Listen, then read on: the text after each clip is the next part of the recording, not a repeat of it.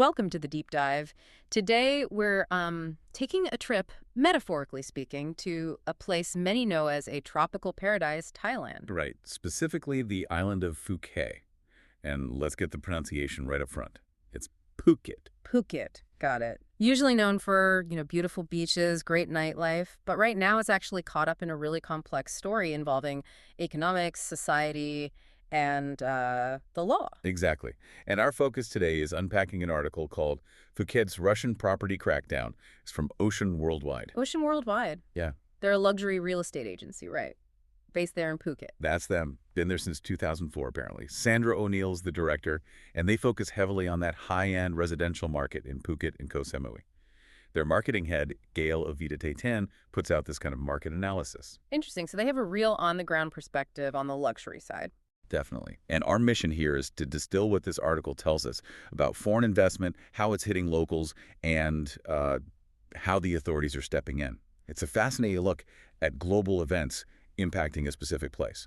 Okay, that sets the scene perfectly. So what's the core tension here? What's really driving this story in Phuket that we need to unpack? Well, the core, really, is this big legal crackdown by the Thai authorities. A crackdown. Yeah, a pretty sweeping one. It's targeting foreign individuals and companies, especially Russians, who become major players in Phuket's luxury property market.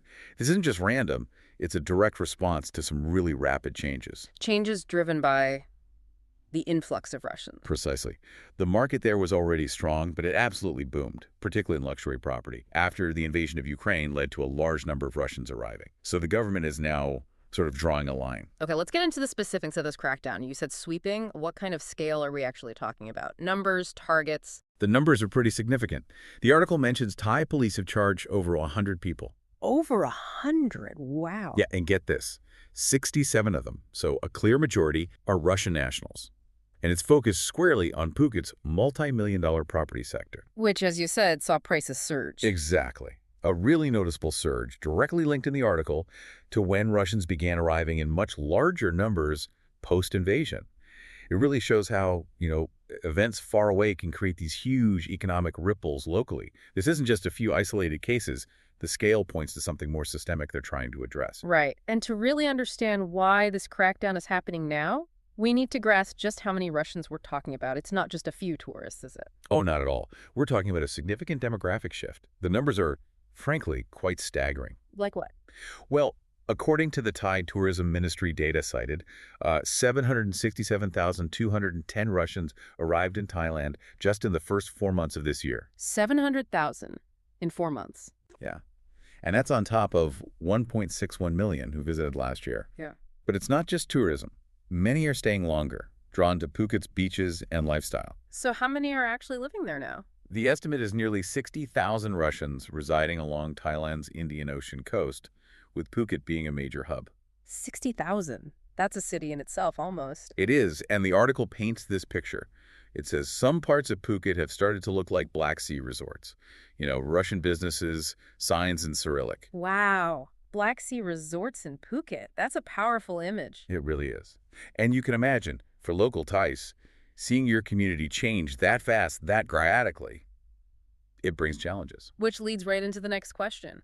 What did this mean for the local population? Why did the government step in with such a big crackdown now, after this transformation was already happening? That's really the crux of it. The sources point to significant anger among local Thais. Anger about what specifically? Concerns that Russians were taking jobs and business opportunities, often without the proper work visas or business permits, basically circumventing the rules. So feeling like there wasn't a level playing field. Exactly.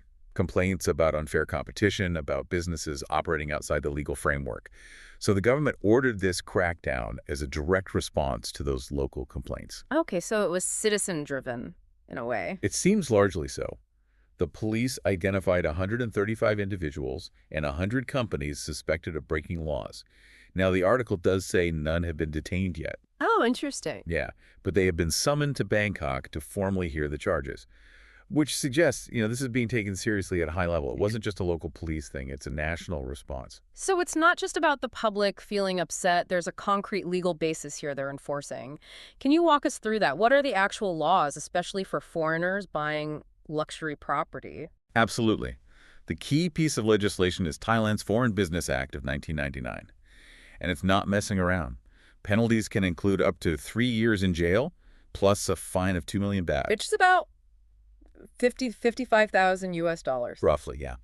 And the crucial part for foreign investors, especially in property, is this. You can buy condominiums, flats, no problem there generally. Okay. But owning land outright, strictly prohibited for foreigners. That's a fundamental rule. Right. And if foreigners want to set up a business, like a real estate agency or development company, through a joint venture with Thais, the foreign partner cannot hold more than a 49% stake. Ah, the 49% rule, to ensure Thai majority control. Precisely. Yeah. Now, here's where it gets really telling about the scale of what was happening. Yeah. In 2023 alone, over 1,600 Russian-linked companies were registered just in Phuket. 1,600 compared to what, usually? Compared to an average of just 30 per year in previous years. 30 to 1,600, that's an explosion. An absolute explosion. And, that kind of jump immediately raises red flags. It strongly suggests many might have been set up to perhaps navigate around those ownership rules, creating a huge area for legal scrutiny. Yeah, you can see why the authorities would look closely at that surge. It must have put immense pressure on the market, too. What did all this do to property values, and what's the financial fallout from the crackdown itself?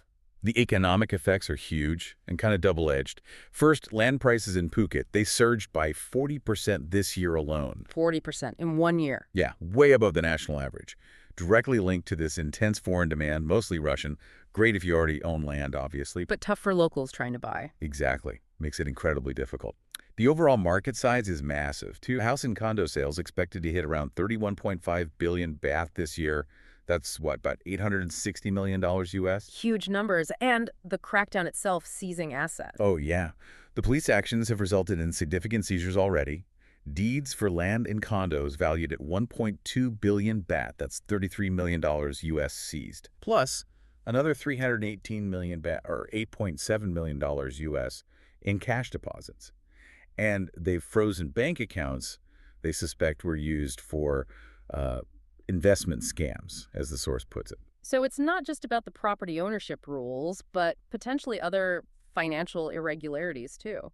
It looks that way. They seem to be trying to recoup assets they believe were acquired or handled illegally in connection with this whole influx. Given all this, the price hikes, the crackdown, the seizures, it sounds like opinions on the ground must be pretty divided. Oh, absolutely. You see really mixed reactions, which isn't surprising with this kind of rapid change. So who's saying what?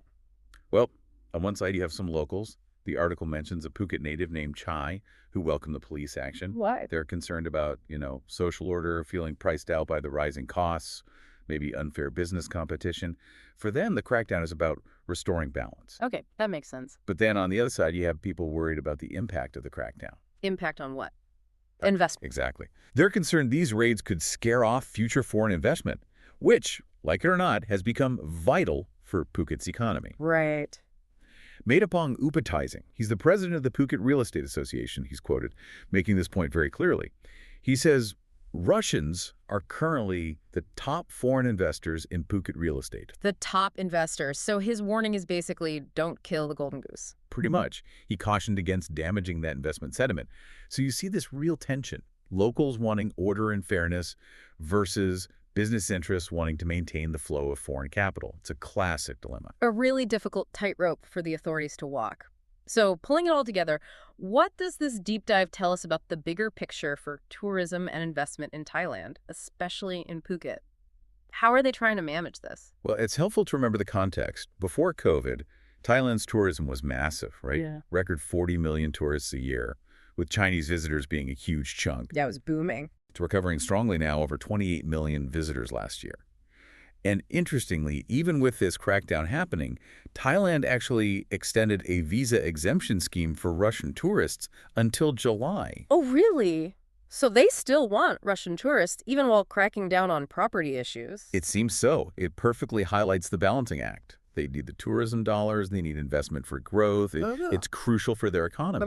But they also have to enforce their own laws and listen to their citizens who are feeling the negative impacts of unregulated or illegal activities. It's about finding that sustainable path where you get the economic benefits without sacrificing local well-being or legal integrity. Making the environment welcoming, but also regulated and fair. That sounds like the goal. That's the challenge, yeah. How do you manage such a huge, rapid influx? This whole deep dive into Phuket, the luxury property, the crackdown, it really does shine a light on that complicated dance, doesn't it? Economic opportunity versus local concerns versus the rule of law. It absolutely does. Okay. See how this wave of foreign investment brought undeniable economic activity, growth, But also stability. social friction, legal headaches, because it wasn't managed carefully enough, perhaps. Or maybe just happened too fast for the existing systems to cope effectively. What really stands out is just how complex it is to integrate such a large, sudden influx of foreign people and money into a local scene. Yeah. It really forces you to think about that line between encouraging growth, which governments want, Mm. and protecting local interests and the legal rules already in place. Mm.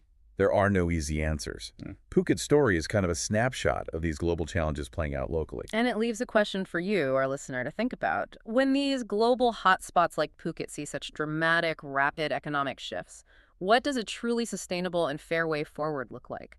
How do you balance the needs and hopes of investors with the lives and rights of the communities who call that place home? Something to mull over long after this deep dive finishes.